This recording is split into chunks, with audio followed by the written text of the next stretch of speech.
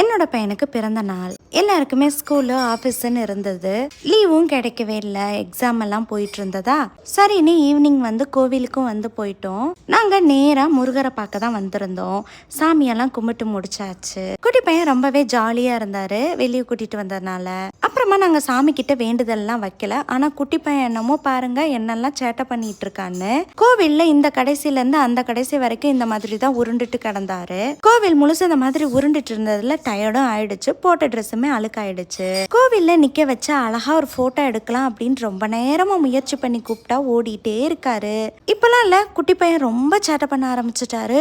நிக்க வைக்க முடியல, பாருங்க என்னெல்லாம் சேட்டை பண்ணிட்டு இருக்காருன்னு. கேமராவை தவிர எல்லா இடமும் பார்த்துக்கிட்டே இருக்காரு. எவ்வளவு மிரட்டினாலும் கேட்கறது இல்ல. குட்டீஸ் ஆசைப்பட்டு கேட்ட மெக்டோனல்ட்ஸ், அதுக்கப்புறமா சீக்ரெட் ரெசிபியில் 2 கேக் அக்காக்கும் தம்பிக்கும் வாங்கிக்கிட்டோம். ஒரு கம்பிங், அப்புறம் தேவோ ஐஸ் நிமோ, அப்புறமா ஒரு பரோட்டாவும் வாங்கிக்கிட்டோம். என்னோட பையனுக்கு வீட்டுக்கு வந்த உடனே வாங்கிட்டு வந்ததெல்லாம் வச்சு கொடுத்தாச்சு.